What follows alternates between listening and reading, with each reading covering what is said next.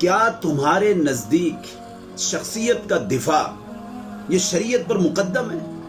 ہم تم مناظرین کو بہت اچھی طرح جانتے ہیں، تم کاپیاں رٹ رٹ کے مناظر بنے ہو۔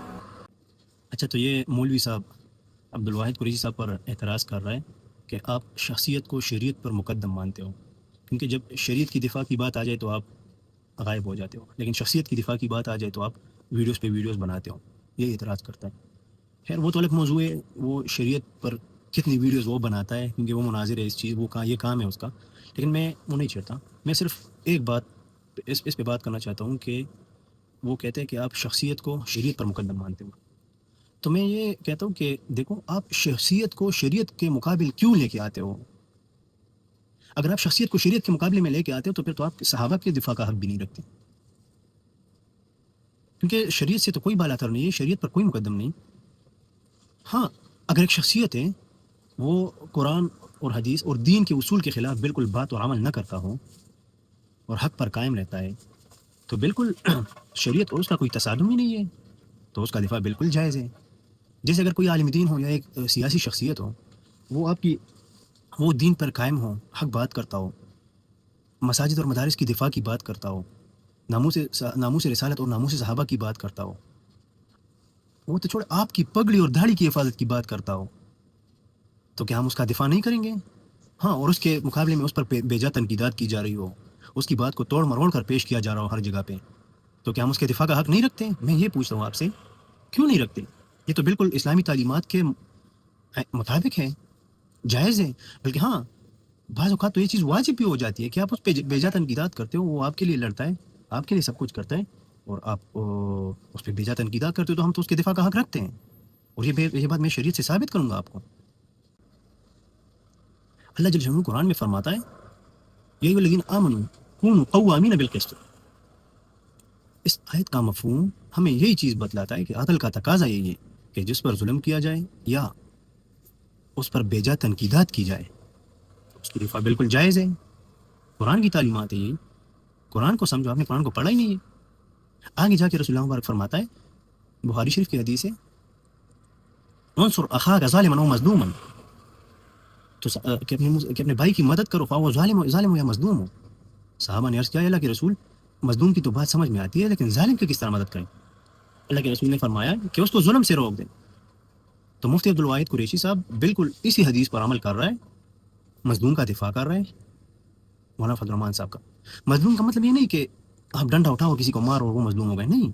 مظلوم یہی ہے کہ وہ دن رات آپ کی عزت، آپ کی ناموس، آپ کے مدارس اور مساجد، ناموس رسالت، ناموس صحابہ، اس چیز کے لیے لڑتا ہو، اور آپ غیر کے ٹٹو بن کر آ کے اس پہ بے جا تنقیدات کرتے ہو، تو مظلوم ہی ہوا۔ اس حدیث میں دو باتیں ہیں، مظلوم کی مدد کرنا اور ظالم کو روکنا، تو یہی مظلوم کی مدد ہوئی، مفتی عبد الواحد قریشی صاحب یہی کر رہے ہیں۔ دوسری بات، ظالم کو روکنا، جامعۃ الرشید والے کو روک رہے ہیں، وہ ظالم ہیں، بے جا تنقیدات کرتے ہیں۔ شیخ الاسلام حضرت تقی عثمانی صاحب پر بے جا تنقید نہیں کی تھی، پھر سے معافی مانگ لی، اس کا مطلب یہ ہو کہ جھوٹ تھا، تو یہ لوگ قابل اعتماد ہی نہیں رہے، ظالم ہوئے۔ اکابر علماء دیوبند پر بے جا تنقیدات نہیں کی، لال مسجد کے معاملے میں بے جا تنقیدات نہیں کی، جھوٹ نہیں بولا۔ اس حدیث کی روح سے تو جامعۃ الرشید والے بالکل ظالم کے زمرے میں آتے، تو پھر ہم مظلوم کا ساتھ دیں گے، ہم اس کا دفاع کریں گے۔ اچھا، اب بات ہے اپنے اکابر کے اقوال کی طرف۔ آپ نے اپنے اکابر کو سمجھا ہی نہیں ہے، ان کو پڑھا ہی نہیں ہے۔ امام ابو حنیفہ رحمۃ اللہ علیہ فرماتے ہیں کہ الحق احق ان یتبع، یعنی اگر کوئی شخصیت حق پر ہے تو اس کا دفاع کرنا بالکل حق کا دفاع کرنا ہے۔ اور حق کون ہے؟ حق پر کون ہے آج؟ یہ ایک سوزوکی جامعۃ الرشید والے جو 20 بندے بھی نہیں شمار کے، یا لاکھوں علماء کا قائد جمعیت مولانا فضل الرحمان صاحب حق پر ہے، جس کی حقانیت پر اس وقت میں پورے امت کا اجماع ہے۔ پاکستان کی بات نہیں کر رہا، کسی فرقے کی بات نہیں کر رہا، پورے امت کا اجماع ہے اس کی حقانیت پر، تو حق پر کون ہے اور اس کا ہم دفاع نہیں کریں گے؟ تو یہ تو اسلامی تعلیمات کے خلاف بات ہے۔ اچھا، آگے آئے، علامہ ابن تیمیہ رحمۃ اللہ علیہ فرماتے ہیں، المؤمن ينصر اذا كان مظلوما ويرد اذا كان ظالما۔ وہی بات، یعنی اگر ایک شخصیت حق پر ہے اور بالکل شریعت کے خلاف نہ ہو تو اس کا دفاع واجب ہے۔ آگے آئے، اشرف تھانوی رحمۃ اللہ علیہ فرماتے ہیں کہ اہل حق کی حمایت اور دفاع کرنا مطلوب ہے اس دور میں، اور بالکل ہم وہی کر رہے ہیں۔ حق جیسے آپ کو میں نے بتایا کہ حق پر کون ہے، ایک سوزوکی لوگ یا پوری امت کا جس پر اجماع ہے جس کی حقانیت پر. تو آپ قائد جمعیت کے مقابلے میں کم از کم مت آؤ. وہ عالمی دنیا کے کفر سے لڑنے والا ایک مجاہد بندہ ہے. آپ کیا چیز ہو یار؟ آپ کی حیثیت کیا ہے؟ آگے ہر 2 دن بعد صبح مدرسے کے بچوں کو بٹھا کے صبح اس کی ذہن سازی کرتے ہو. یہ مدرسے میں آپ سکھاتے ہو؟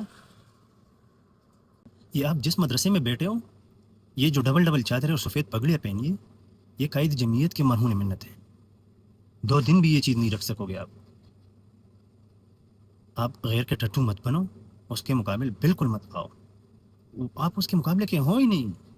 آرام سے بیٹھ جاؤ، طلباء کی غلط ذہن سازی مت کرو. آپ کے اپنے طلباء آپ سے سوالات کر رہے ہیں لائیو سیشنز میں کہ پوری امت ایک طرف ہے اور آپ دوسری طرف ہیں. آپ اس کی کہتے ہو کہ ہم دلیل کی بنیاد پر کرتے ہیں اختلاف. کیا دلیل ہے آپ کے پاس؟ یہی دلیل تھا کہ تقی عثمانی صاحب پر جھوٹ باندھا اور بعد میں معافی مانگی. ملا کوئی دلیل؟ دیا کوئی دلیل؟ اکابرین علماء دیوبند پر جھوٹ باندھا، دیا کوئی دلیل؟ کیا ہے آپ کے پاس؟ آرام سے بیٹھ جاؤ، آپ لوگوں کی بس کی بات نہیں ہے. بہرحال میں یہی کہوں گا کہ قائد جمعیت کے مقابلے میں بالکل مت آؤ. اس کے دفاع کرنے کے لیے الحمدللہ اللہ کو علماء حاضر ہیں. بہرحال یہی عرض کرنا چاہتا تھا میں.